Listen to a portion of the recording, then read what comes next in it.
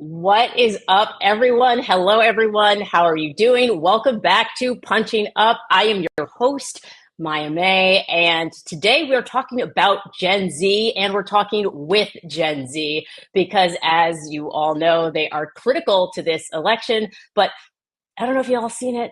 There's all this news that young men, young Gen Z men are trending right. I got a book right here under my mug, Raising Them Right. Whether it be because they're listening to people like Andrew Tate. There it is. There it is. Trump's bro whispering is what it's called. Bro whispering. Well, I want to do some bro shouting because we can't have that. That's not the truth that I want to handle if this is the truth. I want to fix that in the next 13 days because we are 13 days out to election day, but the election is happening right now. So everybody, I'm going to be reminding everyone of that through and throughout this entire show. So we're going to be talking to one of my favorite people on the planet today, and I'm really excited about it. She's a Chicago-based comedian, and she's also a mom of a Gen Zer. And so we're going to talk, because a lot of people don't realize that I'm the mom of a Gen Zer. Someone didn't realize I was Gen X, which is why I had to wear my Gen X t-shirt today for Kamala Harris so that people understand that I'm solidly Gen X and the parent of a Gen Z teen. And so I got a lot of skin in this game, and so does my first guest, Kristen Toomey. Come on in, Kristen Toomey. Hi. I'm Hi, so good. excited. Look at you with your show. This is exciting. Thank you for having me. Thank you for being here. Yes, my show in my living room, which is actually very comfortable for me because then I don't have to go anywhere, and I much prefer life like that if I don't have to go anywhere. I know. It's very convenient and good for you. I'm happy to see you. And yeah. Yeah. So, no, I'm glad you could come, and you got to go a lot of places without going anywhere because now, by the way, everybody, Kristen Toomey has toured with Chris Red. She's got an album out called Motherfucker, which I can say that because we already discussed that we can swear on here. But you might have seen her because she went viral. How many views was it? 20 million? Yeah, I think combined over platforms, it was 23 million. 23 million. That's a lot of views. 23 million views, bajillion likes for her clip about Gen Z. So before we hop into talking about Gen Z and being moms of Gen Z folks, let's roll this clip so we can watch it together. I love this clip. It brings me joy, but also a sadness. The kids are Gen Z, which is the last one.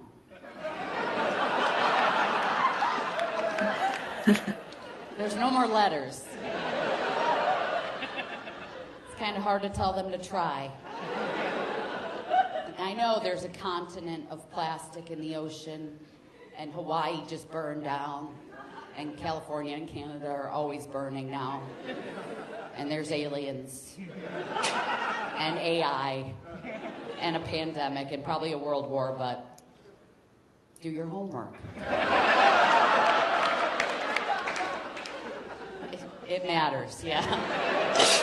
My kids are Gen Z. I absolutely love this clip. What can you just tell me about the process of writing it? Because as a mom, were you about to yell at the kids and then you realize this is ridiculous? Tell me about the process. Yeah, I think that was kind of the ideas. My kids were kind of slacking off on their homework, and I can't really blame them because it's so chaotic at the moment, and it has been for the past couple of years. And I felt silly yelling at them about it because I'm like, does it really matter that you have gym class? You have to, take that seriously. It's sort of, and it does, but I was having that own struggle of how ridiculous I sounded, And so it clearly resonated. Yeah. Did it surprise you? It did, because I had put that same bit up 4 times before that, and it didn't get very much.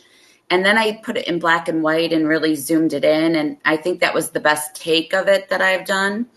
And I think it did, at that time, what's interesting is I was actually going through that with my son, about the school grades at that time. When I reposted it, it was literally something that I said, like, you've got to do your homework. We were getting into it about that.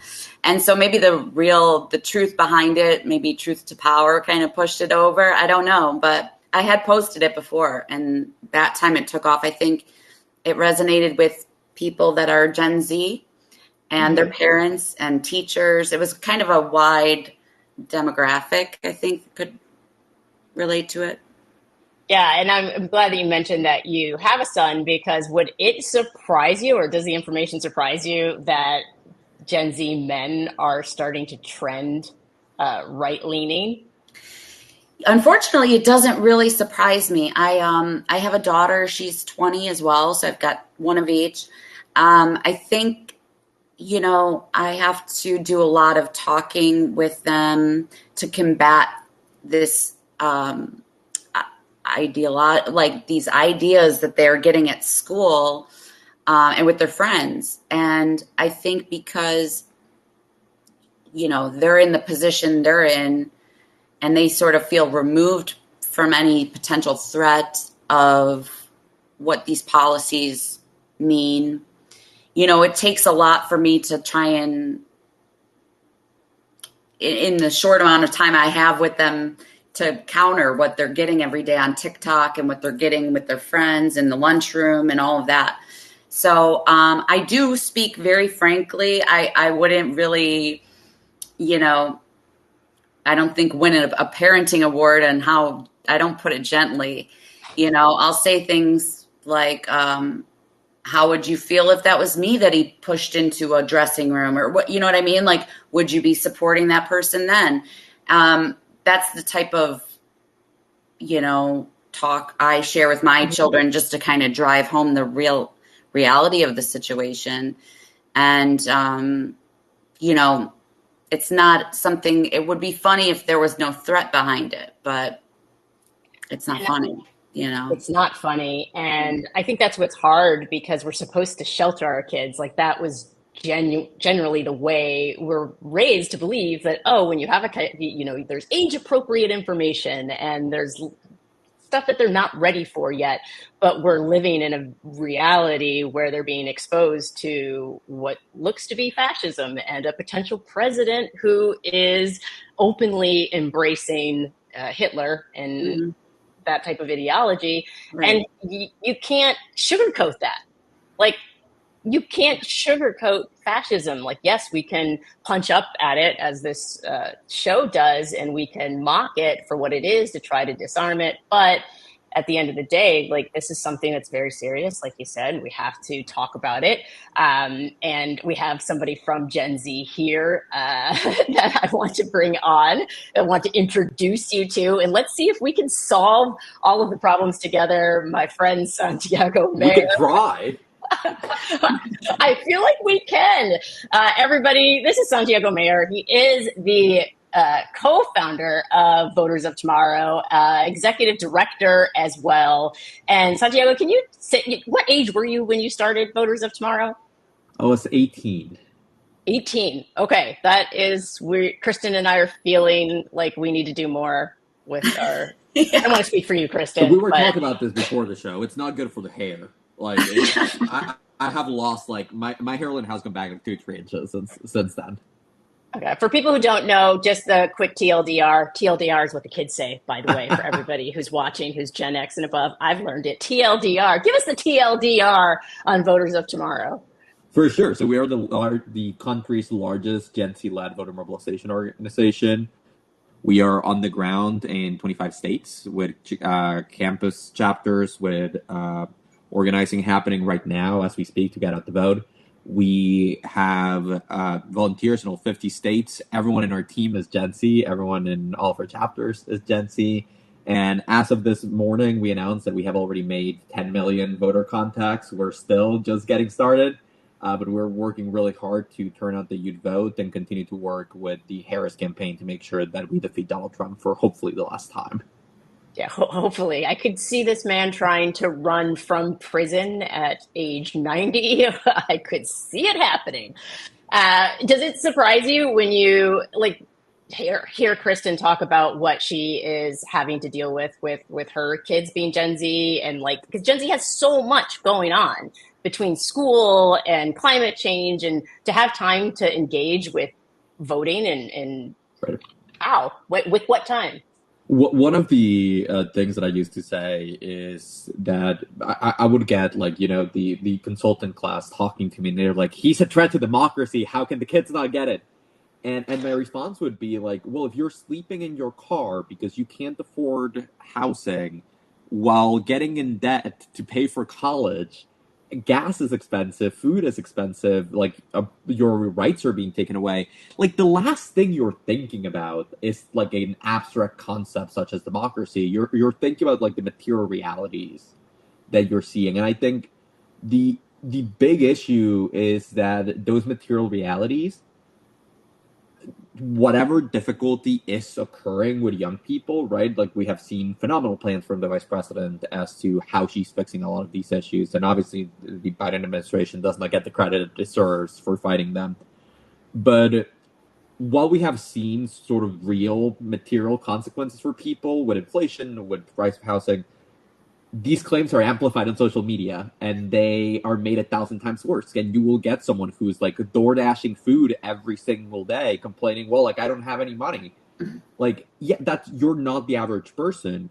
And when you look at the polls, like most people say their personal finances are fine, but it's the economy at large that's wrong.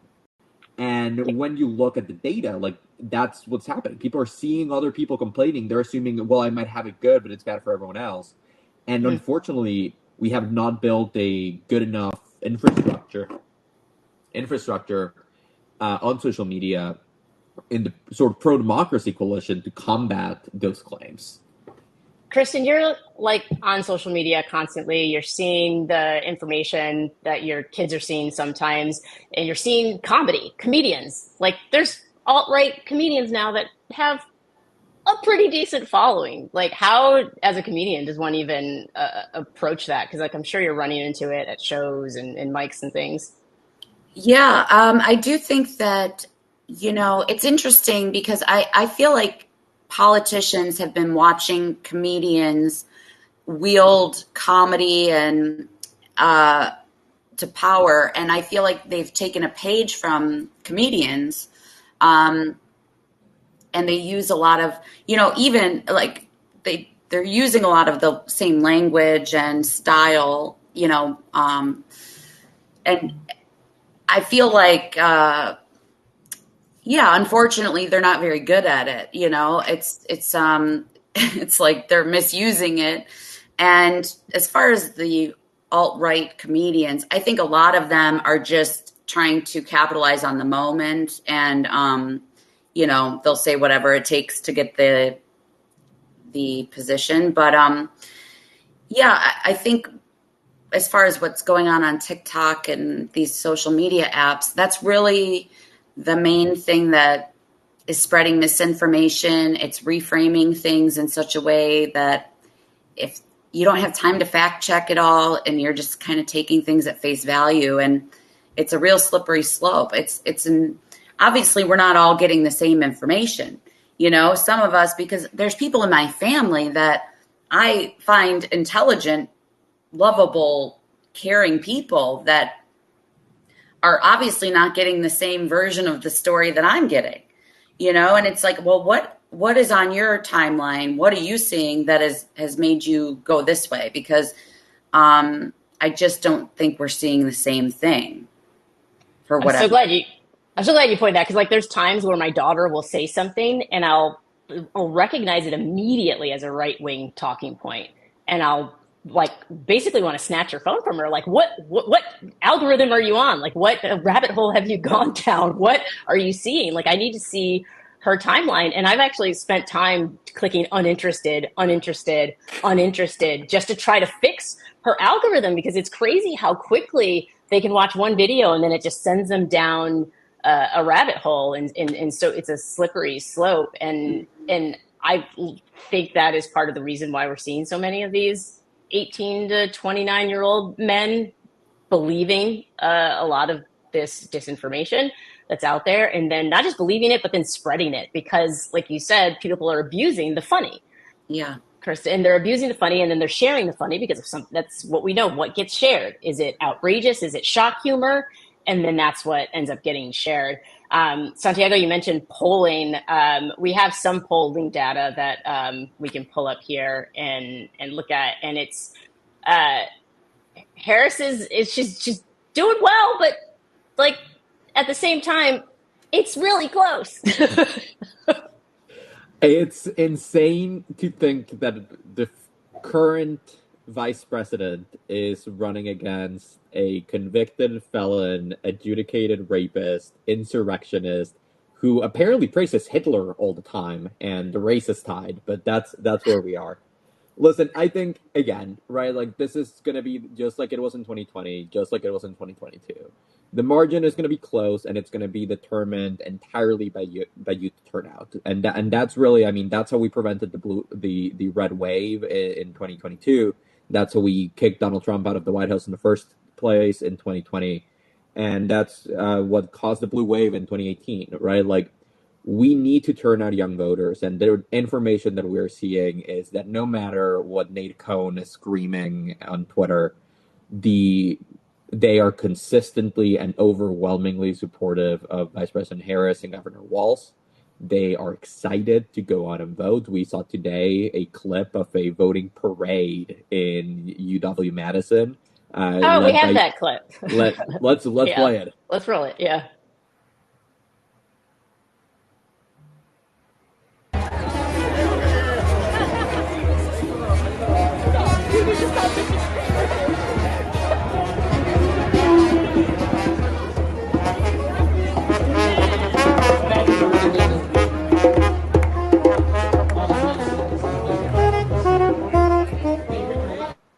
See, voting could actually be fun. Like, I want there to be a parade with everything that I do, including voting. It's incredible. And again, right, like I know the cool thing recently is to just doom and say, oh, we're gonna lose, and it's Donald Trump's gonna be so bad, and oh, the polls are saying this and whatever. Like, no, let's be honest. Vice President Harris has a lead. It might be small, it's gonna be tight, but it's within the margin of error. But that also means it's within the margin of effort. And we can get out, we can continue to work, we can keep getting out the vote. Again, we are seeing really high engagement with young people across demographics, across states. We're seeing the energy, we're seeing the excitement, and like as much as Politico wants to keep writing about how the joy is gone, I think that a clip and that parade shows the joy never left. We're still all joyful warriors ready to go on and elect Vice President Harris. Yeah, I love that you put it this way, but I'm like, but let me bring back the doom. Like the show's supposed to be funny, but I'm like, oh, let's bring back the doom. Joe Rogan. Joe frickin' Rogan. So Trump's going on the like male podcast circuit, right? So is that going to have an effect? And I think that's a question for both of y'all, because Kristen, as a comic, I don't, yeah. Yeah, I feel like at this point, I don't think going on those bro podcasts is going to sway somebody one way or the other.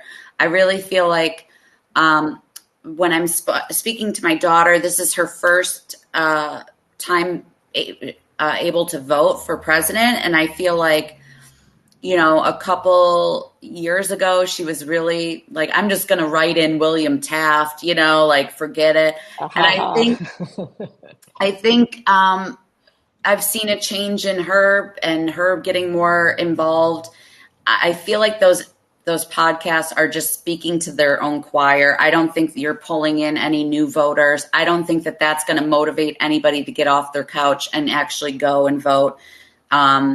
Because, yeah, it's sort of like hate watching or something like that. You know, it's like negative energy. I feel like the positive energy that Harris brings might motivate somebody to go. I don't think just sitting around watching Donald Trump talk about Arnold Palmer's dick is going to motivate anyone to go get up and vote. You know, I voted yesterday, and I got to say, it feels so good to go and vote. And early voting is fantastic because there's Oh no! I feel like that was like, like she left. I was like literally like, oh my God, the internet now, if you say the word vote, just like kicks you out. Like, Oh, did I that's get how much kicked things are out? being. Big tech was like, she said vote, like whack a mole, just like knocked her right out of it. Like people are having on like social media now are having to put asterisks, myself included, in the word vote because the algorithm. Yeah, there was a report that my account got nuked. I've yeah, I'm been getting like gone from Twitter for a while now. Oh my I gosh. yeah, which like the internet means the internet being controlled the way that it is by X by Elon Musk. We have to recognize that the best way to connect with each other is still face to face. That's what's real.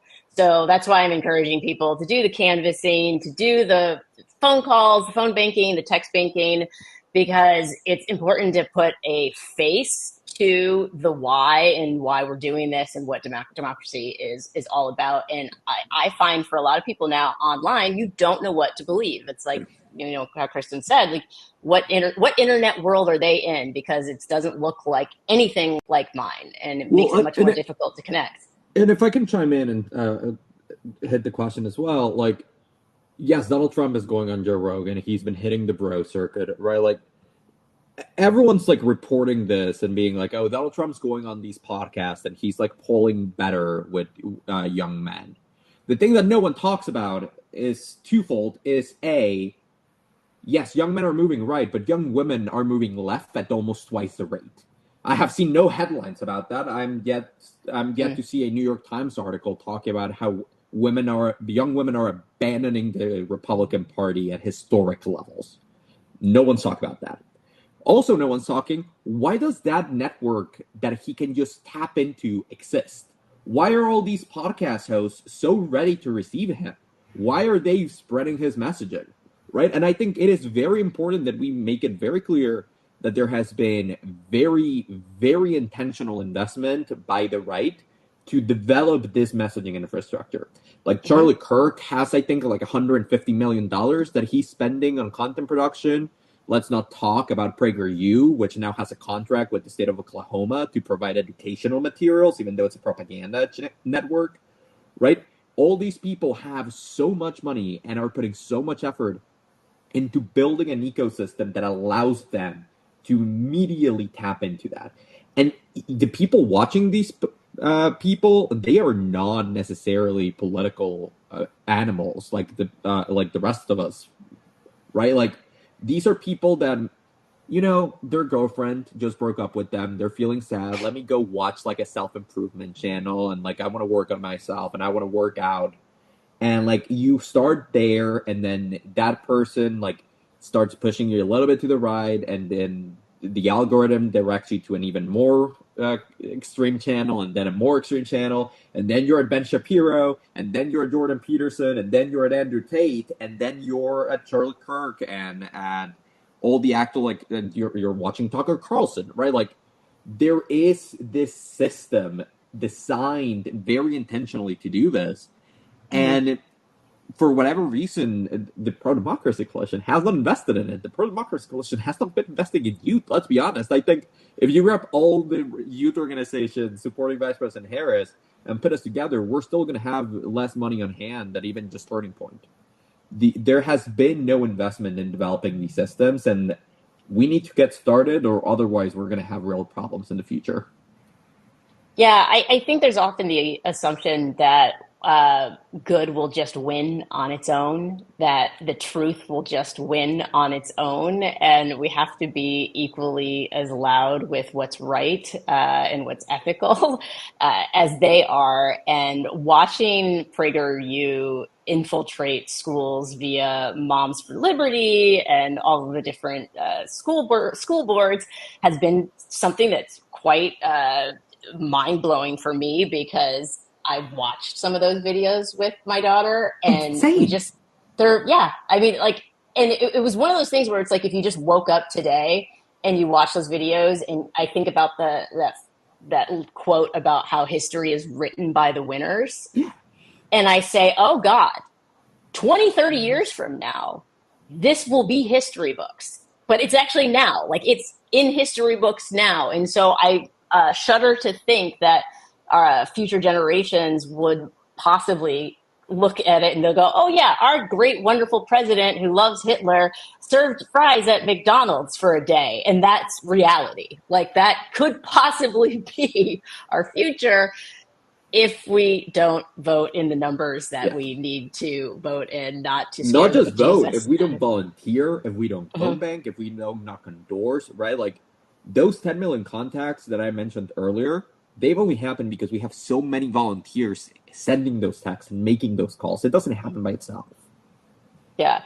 Like, for your daughter, Kristen, and for your son too, did they, like, if you said to them Tucker Carlson or Charlie Kirk or Andrew Tate or any of these, like, have they seen these shows? Are they aware? Like, No, I think like my son will occasionally, I think he's seen Joe Rogan a few times, but that's it. Mostly he's into skateboarding and fishing. Thank God he's not really into this. The problem, I think, for my son is more at the lunch table at school. It's because his friends might be watching these things, or just whatever's on their TikToks is what they're seeing. My son is 16. He's not like seeking out political commentary. In fact, he gets annoyed when I even bring it up because it's, he doesn't want to hear about it. But I think the messaging is, hidden in this content that they are watching. And that's really the concern is, like, at this point, he's very, firm on like what is right and what is wrong, and still has a grasp on that, thank God. But I can hear, I'm sure there's dog whistling happening in what he's watching. And, he has been like working out lately. So it's like, what kind of workout videos? Those seem to be tied to these kind of growy shit that they're watching. But honestly, as far as like the long form watching, one of the, I see him go on these podcasts, Trump and Vance, and I feel like let them talk for a long time, because it seems like the more they talk, the more you get a real grasp, on, and it gives them more rope, I guess, is what I'm saying. Just like, I think it doesn't serve them well to talk for a long time. Well, and they're getting laughed at. Things like, I wish I had Hitler's generals. You know what I mean? Yeah. They're getting laughed at. I mean, all these podcast appearances are being reported like, oh, he's doing so well. Like, if you actually watch the clips of him on these shows, like, he thinks the hosts are laughing with him, when in reality, they're laughing at him. Yeah, Andrew Schultz laughed right in his face. Yeah, that's exactly what I was thinking about. Yeah, I was like, the same thing. That was the clip that I saw, and I was like, and then I was reading in the comments, and truly, people like MAGA folks were in the comments, like, thinking that, oh, like, Trump is killing it, and it's like, oh no, absolutely not. But it's so good to know that, like, we're so close. Like, that's what I'm focused on right now, is like, we only have to keep it together, at least for this time around, for like another 13 days. And so I know that it's close, and I'm glad, Santiago, that you brought up that it's not just the voting, it's the volunteering, it's the getting more and more involved. And because I know I get frustrated when I feel like, oh God, I'm exhausted because I feel like I'm doing all the work. I need everybody else to participate as well. Like, this is not, it's like a group project, right. And it's almost due.